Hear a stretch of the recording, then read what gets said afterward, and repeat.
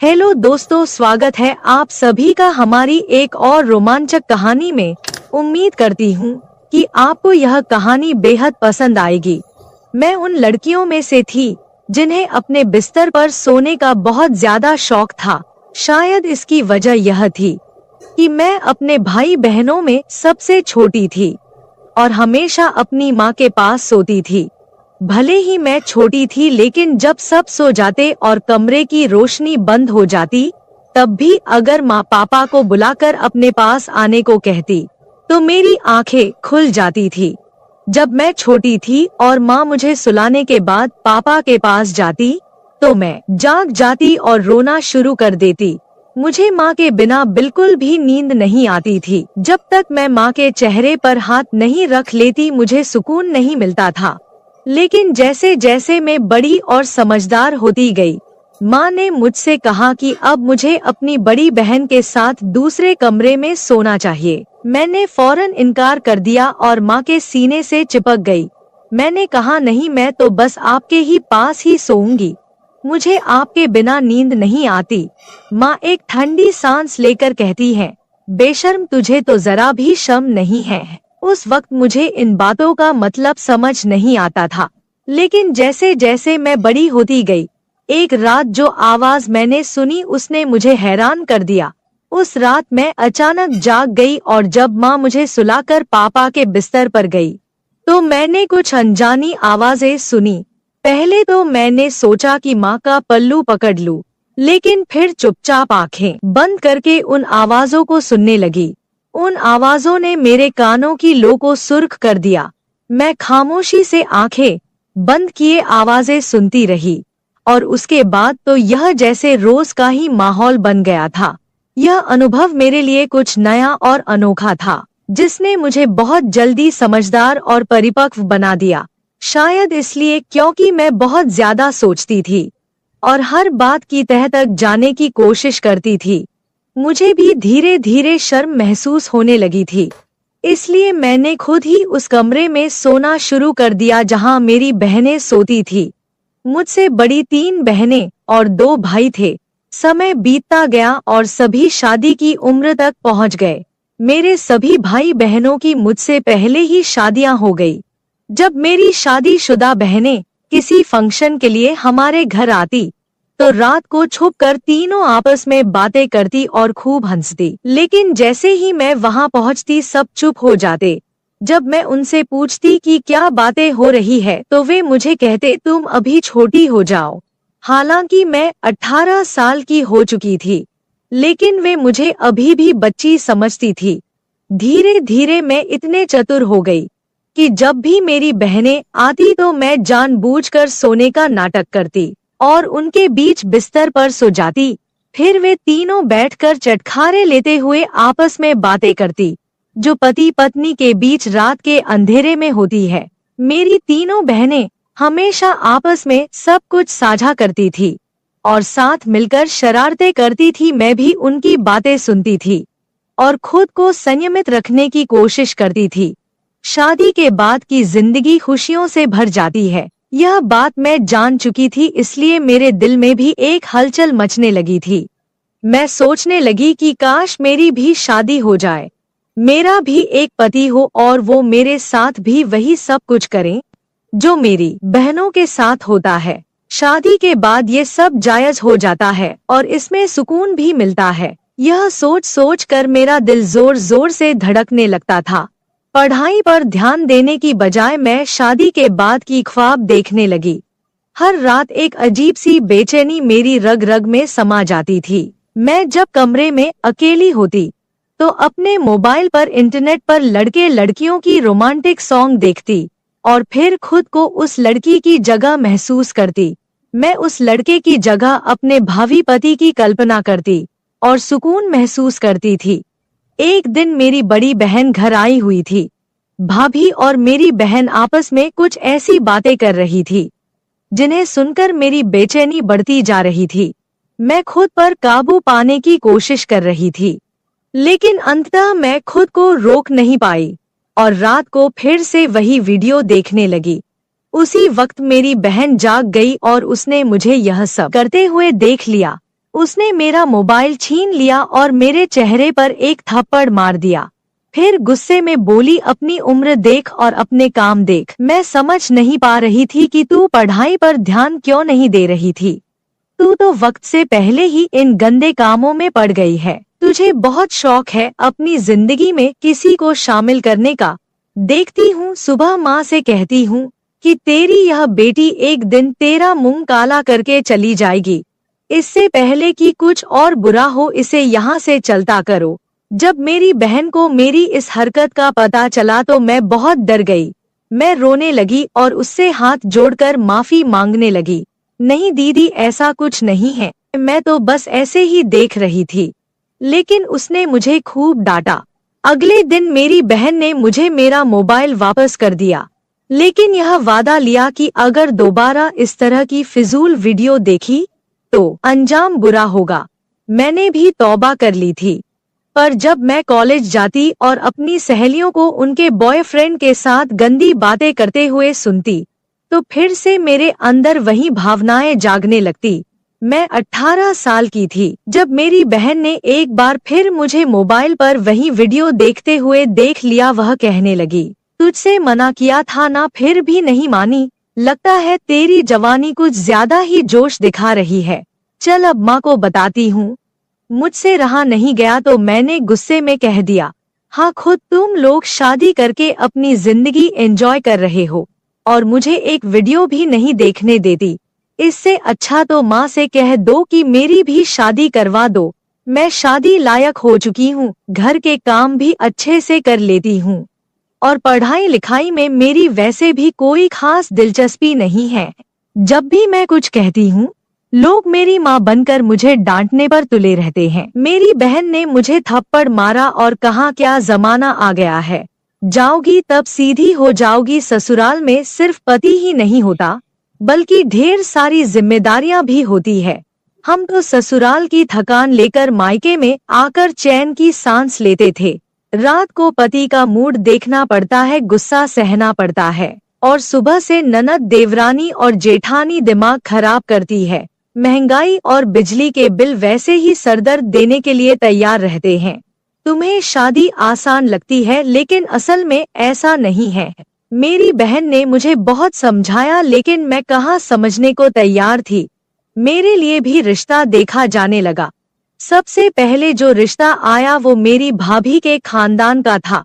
मेरी भाभी तो वैसे भी मुझे कुछ खास नहीं समझती थी और मुझे उस घर से निकालने के चक्कर में थी।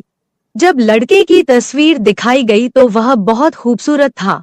उसे देखकर मेरे दिल की धड़कन तेज हो गई। उसके साथ शादी के बाद का ख्याल आते ही मेरे अंदर एक अजीब सी खुशी दौड़ने लगी। हमारे घर वाले सादगी पसंद थे, इसलिए हमारी शादी भी सादगी से होने वाली थी। शादी की तैयारियां शुरू हो गई और फिर वह दिन आ गया जब मैं मेहंदी की दुल्हन बनकर बैठी थी। खानदान की सारी औरतें आकर मेहंदी की रस्म निभा रही थी। मैं भले ही गंभीरता से बैठी थी लेकिन अंदर से मेरे मन में खुशी की लहर दौड़ रही थी। अगले दिन मैं अपने पति के पास पहुंचने वाली थी और इस ख्याल से ही मेरे अंदर हलचल मच रही थी। मैंने अनगिनत सपने सजाकर रात बिताई। अगले दिन मेरे दिल में एक अजीब सी खलबली थी, लेकिन मायके को छोड़ने का दुख भी था। जब मैं तैयार होने के लिए ब्यूटी पार्लर जा रही थी तो एक बार मुड़कर अपने उस घर को देखा जिसे छोड़कर मुझे जाना था। आज मैं उस घर को हमेशा के लिए छोड़ने वाली थी। बस बात जब मैं इस घर में वापस आती तो एक मेहमान के रूप में आती। आज इस घर में मेरा आखिरी दिन था। यह सोचकर मेरी आंखों में आंसू आ गए। फिर मैं दुल्हन बनकर शादी हॉल के लिए रवाना हो गई। शादी हो चुकी थी और मैं दुल्हन के रूप में सबसे ज्यादा खूबसूरत लग रही थी। मेरा दूल्हा भी कुछ कम नहीं लग रहा था। लोग हमारी जोड़ी की तुलना चांद और तारों से कर रहे थे। शादी के बाद विदाई का समय आ गया और मैं अपने ससुराल आ गई।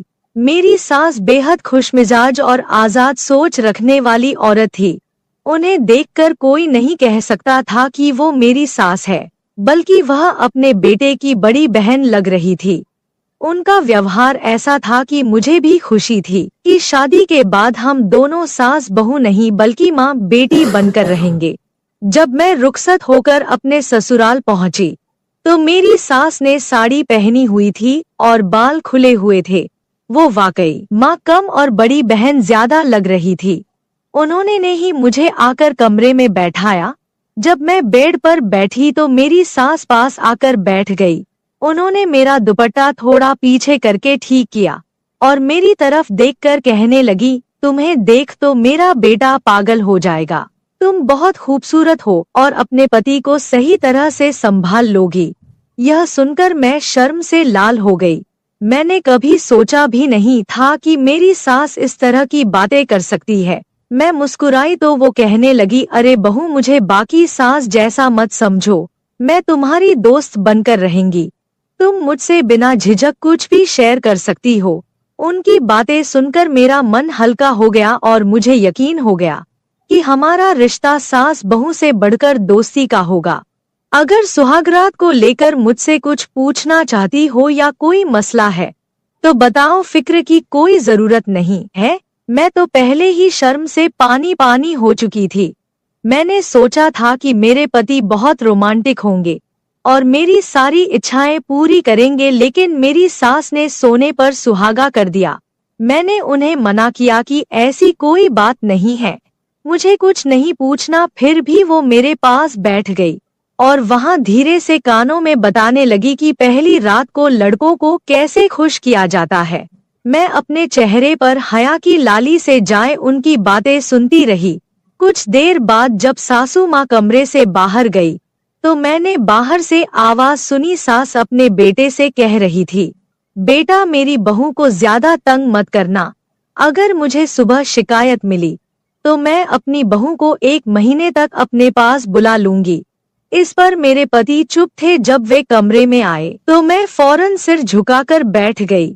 मेरे पति मेरे सामने आकर बैठे और जैसे ही उन्होंने मेरा घूंघट उठाया तो मेरे हुस्न की तारीफें करने लगे।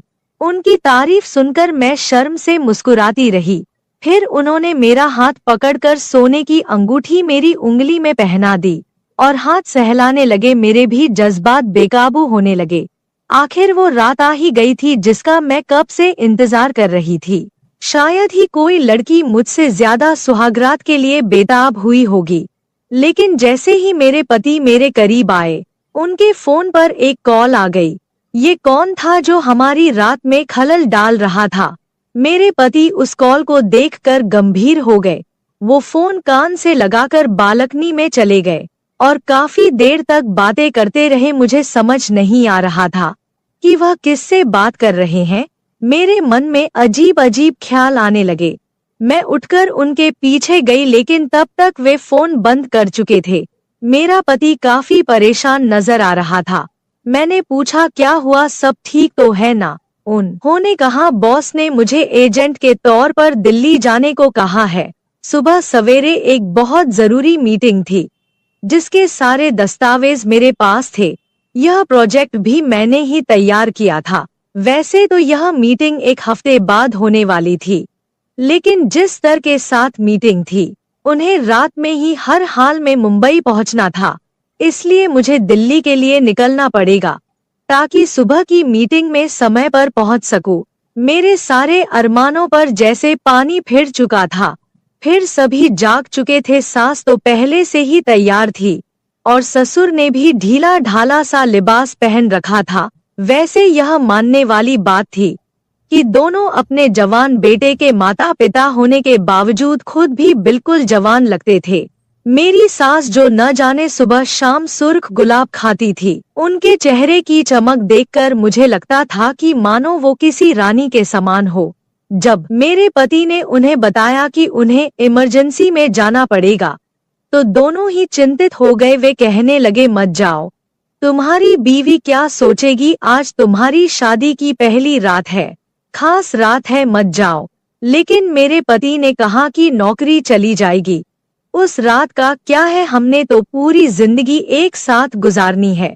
मेरे पति जैसे तैसे समझाकर वहां से चले गए और मैं बस मुंह देखती रह गई। मैंने उनके सामान पैक करने में मदद की थी।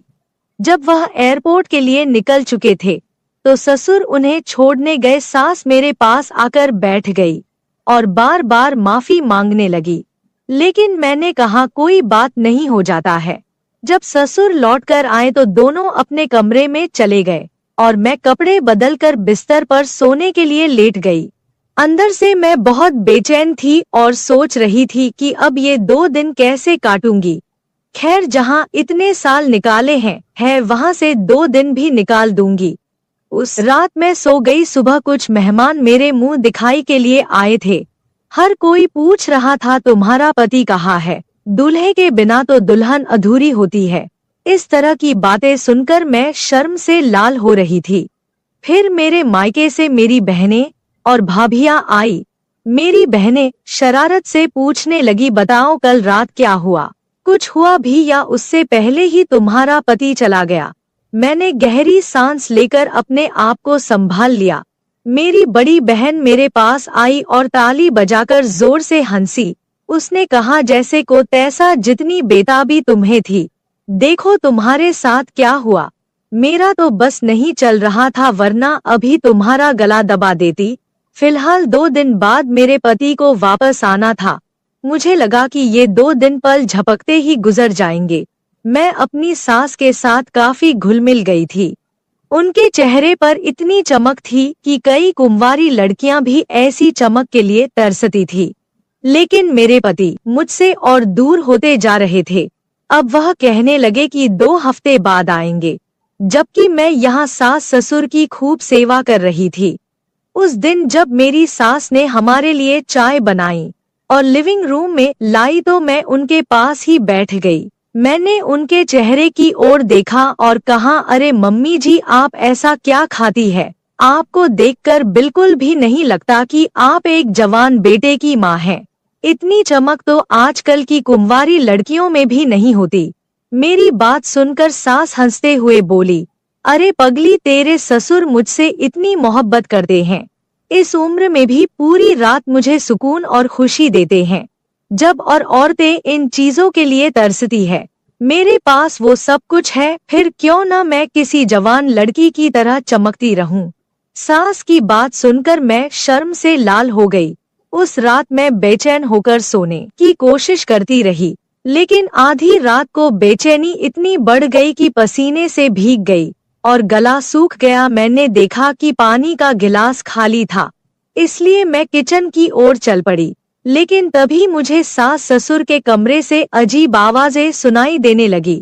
ये आवाजें सुनकर मैं खुद को रोक नहीं पाई और उनके कमरे की तरफ बढ़ गई। बिना सोचे समझे दरवाजे के पास कान लगाकर बातें सुनने लगी। जो आवाजें मैंने सुनी उसने मुझे शर्म से पानी पानी कर दिया। ये लोग बुजुर्ग हो चुके थे, लेकिन इस उम्र में भी ये सब कर रहे थे। मेरी सास उनसे कह रही थी, मेरी उम्र का लिहाज कर लो, घर में जवान बहू है। लेकिन जो जवाब मेरे ससुर ने दिया उसे सुनकर मेरे पैरों तले जमीन ही खिसक गई। मैं बिना पानी पिए ही वापस कमरे में जा चुकी थी। काफी देर तक सोचती रही कि क्या जो मैंने सुना वो सच था या मेरी गलतफहमी थी। मेरा ससुर अपनी बीवी से कह रहा था, अरे तो क्या हो गया, वो कौन सी दूध पीती बच्ची है, वो भी तो हमारे बेटे के साथ यह सब करने के लिए ही आई है। यह अलग बात है कि बेचारी अब तक ठंडी पड़ी है। यह सुनकर मेरे होश उड़ गए थे। मैं कभी सोच भी नहीं सकती थी कि एक ससुर अपनी बहू को लेकर इस तरह की बातें कर सकता है। सुबह जब सास ससुर कमरे से बाहर आए तो मैं उनसे नजरें मिलाने की हिम्मत नहीं कर पा रही थी। मुझे ससुर से अजीब सा डर महसूस हो रहा था, क्योंकि अब मैं उनकी नजरों का इशारा समझ चुकी थी। वो मुझे सर से पैर तक अजीब निगाहों से घूर रहे थे। जब मैंने पति से बात करने की कोशिश की तो उन्होंने यही कहा, मैं बिजी हूँ, बहुत काम है, वापस आने में समय लगेगा।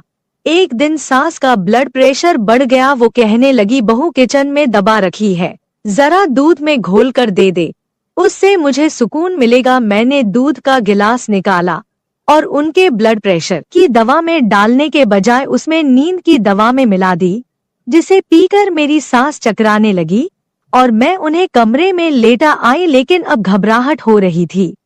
कि कहीं कुछ गलत न हो जाए। उसी वक्त मेरे पति का मेरी सास के फोन पर कॉल आया। उन्होंने कभी मुझे कॉल नहीं किया था। मैंने फोन उठाया और जैसे ही कान से लगाया, पति ने कहा, सुनो, अपनी बहू को बता दो कि मैं अब वापस नहीं आने वाला। मैंने यहाँ किसी और लड़की से चक्कर चला लिया है और वह मेरे बच्चे की माँ बनने वाली है। सुहागरात को भी उसी ने मुझे फोन करके दिल्ली बुलाया था। वह अमीर बाप की बेटी है और कह रही है कि अगर मैंने उससे शादी नहीं की तो मुझ पर केस कर देगी। यहाँ की पुलिस तो आप जानते हैं कितनी सख्त है। मजबूरी में मुझे उससे शादी करके उसके बच्चे को अपनाना पड़ेगा और बदले में मुझे करोड़ों की जायदाद भी मिल रही है। फिर भला क्या रखा है आपकी उस बहू में? बहुत जल्द मैं आप दोनों को भी यहाँ बुला लूंगा। सुकून की जिंदगी गुजारेंगे, बस किसी तरह इस नालायक बहू से पीछा छुड़ा लें। यह सुनते ही मेरे पैरों तले जमीन खिसक गई। सारे सपने मिट्टी में मिल चुके थे। मैं अपनी सास को उस हालत में छोड़कर घर लौट आई। रो रो कर मैंने अपने माता पिता और भाइयों को सब कुछ बताया। वे तुरंत मेरे ससुराल पहुँचे और जमकर बहस हुई। मेरे सास ससुर ने यहाँ तक कह दिया कि एक बार जायदाद हमारे बेटे के नाम हो जाए, फिर हम उसे भी छोड़ देंगे और रिया ही हमारी बहू रहेगी। लेकिन मेरे पिता ने साफ मना कर दिया। कुछ सालों बाद अदालत में केस चला और मेरा अपने पति से तलाक हो गया। कम उम्र में ही मैंने ये सब झेला। मेरी बहन सही कहती थी कि शादी के बाद बहुत कुछ ऐसा होता है जो एक लड़की की जिंदगी को पूरी तरह बदल देता है। जो मैं कभी हंसमुख, चुलबुली और भावुक हुआ करती थी, अब खामोश रहने लगी थी। अब मेरी उम्र 25 साल हो चुकी है। मेरे लिए कई रिश्ते आते हैं, लेकिन मर्दों पर से मेरा भरोसा पूरी तरह से उठ गया है। शादी का नाम सुनते ही मेरा दिल डर से कांप उठता है। आपको क्या लगता है, क्या मुझे शादी कर लेनी चाहिए या सभी मर्द ऐसे नहीं होते हैं? अगर मुझे फिर से धोखा मिला तो? दोस्तों, यह थी मेरी कहानी। दोस्तों, मैं आप लोगों को दिल से धन्यवाद करती हूँ।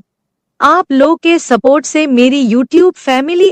दोस्तों, ऐसे ही अपना प्यार और सपोर्ट बनाए रखें और जल्दी से जल्दी सब्सक्राइबर पूरा कर दीजिए। दोस्तों, मैं आपको एक से बढ़कर एक कहानी रोज लाती रहूंगी दोस्तों। पर दोस्तों, अभी भी जो लोग चैनल को सब्सक्राइब नहीं किए हो, जल्दी से कर दीजिए और वीडियो को लाइक करके मेरा सपोर्ट कर दीजिए।